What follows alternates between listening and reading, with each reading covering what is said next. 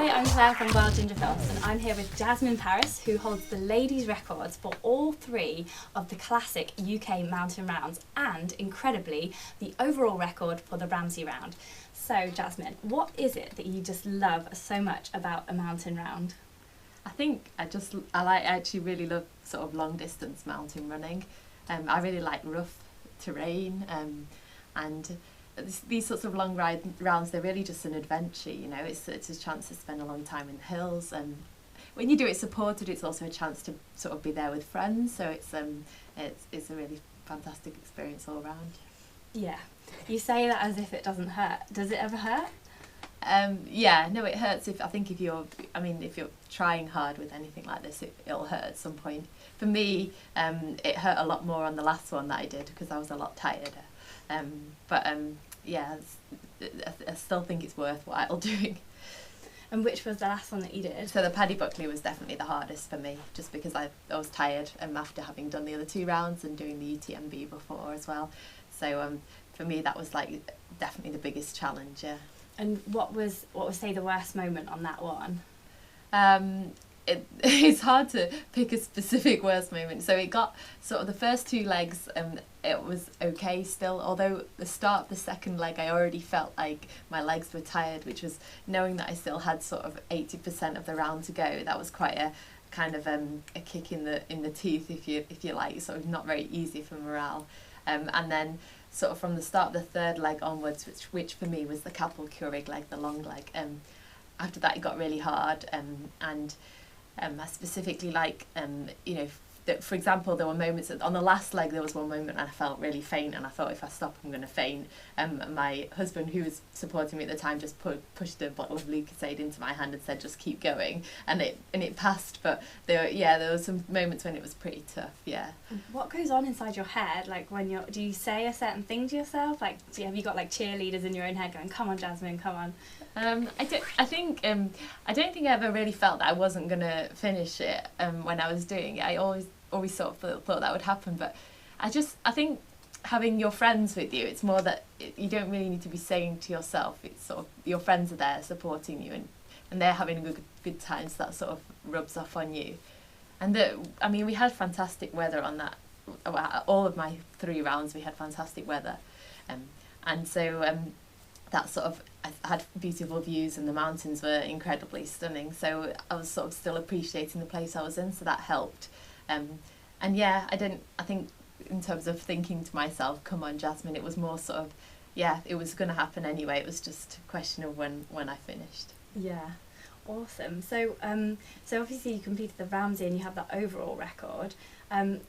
How does it feel to know that you hold the ladies' record for all three and then this overall record for the Ramsey? Yeah, I think that's quite special, especially the Ramsey round, because that's our local, sort of the most local, I guess, for us living in Scotland.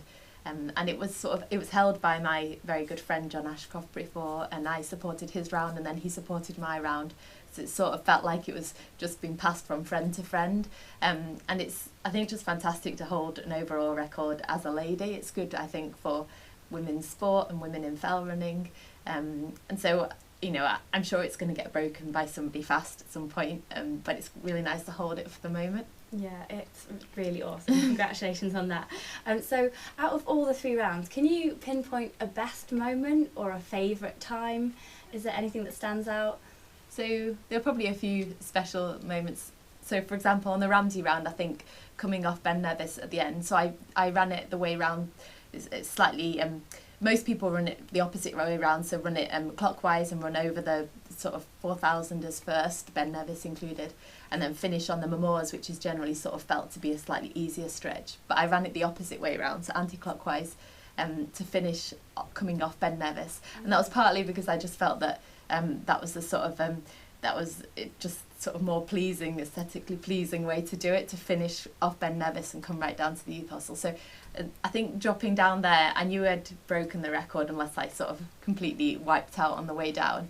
I was following Finlay Wild, who's like the sort of the man for Ben Nevis. He's won that race however many times. It's incredible. Also, as I sort of descended into the valley, I heard the sound of bagpipes coming up, and that was one of my supporters who was playing bagpipes in the valley for me. Brilliant. And I didn't know that was going to happen, so I heard the bagpipes and I wasn't sure, and then the sound came drifting up. So all those things sort of, and then having broken, as I say, the overall record, so all those things kind of made that special. But I think, also I always love running at sunrise, and all of the rounds I started just in the dark, so all of them I got sunrise, and those are some of the most fantastic moments in the mountains, when you're right up, because you do these rounds and you set off in the dark, so you're already on the tops when the sun comes up and you're still feeling fresh at that point. So probably the sunrise on all three was pretty special. That's magnificent. Yeah, love a sunrise. And so just can we talk a little bit about what you eat on those rounds, because it must be quite hard if you're moving at such a pace, and how do you get food down you, and what do you prefer to take with you? So I'm generally quite good at eating. I like eating, although I think anybody starts to find it hard after sort of running for 12 hours or so. So I generally start trying to eat proper food, including I can still eat some like egg sandwiches and things like that. But then as time goes on, that sort of drops off. I try to keep gels for like very emergency situations, like right at the end, and they serve a purpose when you can't have anything, you can't manage anything else. But also, fruit salads, rice puddings, both of which Nikki sort of suggested to me. They those little ones in the tins. Yeah, in the little pots. Yeah. And baked beans are really good as well. Really? So I think it must be I'm fine with cold baked beans. So those are things that I also ate. And then often actually it's whatever your supporter has in their bag that seems more appealing to you than what you've got, what they've packed for you. So whatever they give you, then you try and eat it. And really these rounds. Oh, the other thing is buttered hot cross buns. I quite often. That's actually, so it was funny because for each of the rounds I bought quite a lot and buttered them, so I always had some left over. So at the end of the season we had and they were all in the freezer, so we had this massive bread and butter pudding made of hot cross buns from all of the rounds, all of the big challenges last year. So that's quite a special pudding. But yeah, so those are the sorts of things we eat on the hill. Amazing. I'd love the recipe for that bread and butter pudding, but it's probably just like throw it all in. Yeah. Okay, so let's just talk a bit about your training, because you do a lot of hiking in the hills with a big backpack and things like that. How do you get so fast on such a long distance, do you think? Well, as you say, I think that in terms of going for those distances, I think a lot of it is just being able to move fast uphill. And for that, like training with a big rucksack and going for long, like hiking trips is the best sort of training, because it's more about getting time on your feet. And if you're hiking, you can do sort of 14-hour days every day and not get injured. Whereas I think if you were doing that running, you wouldn't manage to do 10 days on the trot like that. So we always try and go on like a big hiking trip. I think it makes a big difference to try and go, especially if you're going at altitude before the season starts. That's kind of like a big tip. And where would you go? Like, where do you go? Well, so last year, our main thing is, if you're trying to do it early in the season, is to get somewhere where there's not snow, or there's not too much snow to not be able to walk. So we went to Greece last year, and last year we went to the Sierra Nevada in Spain. So, wow. And those are kind of wild camping trips. And then other things I do, I like a wild swim in the sort of we live by a reservoir, so I swim there. So I do that as kind of training, and I cycle to work sometimes. Yeah. So you go on the big long trips, and then when you come back from those trips, is it like week by week? Do you run like 4 times a week, or do you have any structured sessions or anything like that, or you just like, right, there's a mountain, I'm going? I don't, and I probably should, but I don't have any sort of real structure. I don't have a coach, and I really just run because I just love doing it. So I tend to go out for, probably last year when I was training properly, I'd probably run most days for about an hour and a half during the week, and then at weekends for longer runs, like 4 hours or something both days. So I was running quite a lot, and that would be on top of whatever cross training I was doing. So I'd pretty much run most days, maybe one day off a week, but it wasn't ever a set day. I did some hill reps sometimes, and I did some, if you want to say a fast session, sometimes me and my husband would race each other around the reservoir in front of our house, and we'd go opposite directions, so where you crossed was a marker of how fast you were going. But that's kind of about as structured as my training ever got. Yeah. It doesn't sound like you needed any structure with breaking all of those records. So what would be your how did you fit all that in with your job? Because you're a vet, but are you studying at the moment? So I'm a vet. Yeah, I'm a specialist vet, but currently I'm doing a PhD. So essentially I tend to run when I'm training hard. I'm usually run at sort of 5 in the morning. Wow. 5 or 6, and that way you can get an hour and a half in before going to work. Because especially if I'm working long days or I get stuck at work, I find it really hard to come home at 8 o'clock at night and then make myself go out, because I'm usually hungry at that point. I just want to eat and sleep.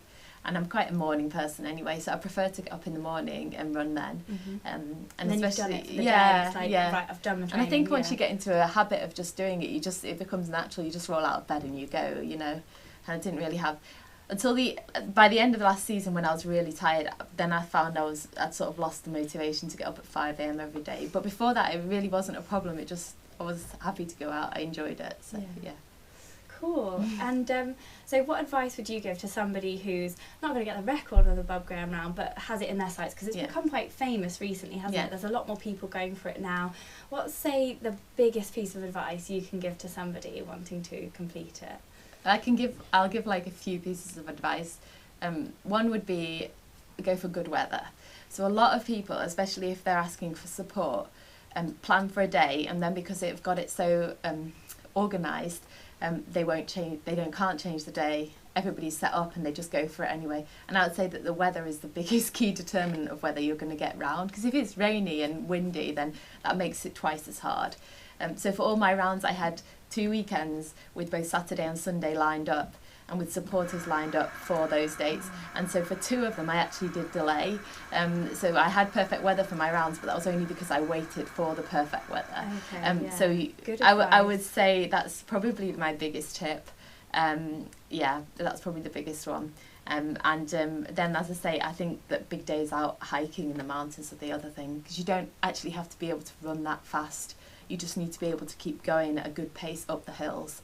And don't stop, and don't spend a long time sitting around at support points. I went straight through all of my support points, because if you've got support, then there's somebody feeding you and carrying your stuff. There's no need to stop.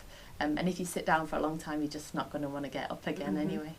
Okay, so and enjoy it. That would be the other thing. It, I mean, I just had a fantastic time with friends. So if you can get friends to support you, you'll have fun. So enjoy it first of all. Wait for the good weather. Don't stop at the support points. Eat all the way around anyway. And congratulations on those 3 rounds. I hope that they stand for a good long while, maybe as long as Billy Bland himself. But yeah, thank you very much for talking to me, and we'll enjoy the rest of Keswick Mountain Festival. Great.